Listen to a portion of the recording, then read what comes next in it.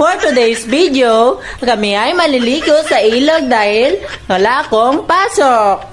At ito ay sasama natin si Mrs. Leticia Min de Belos at ang aming bunso na si Jananen de Belos. Tara, let's go! Watching!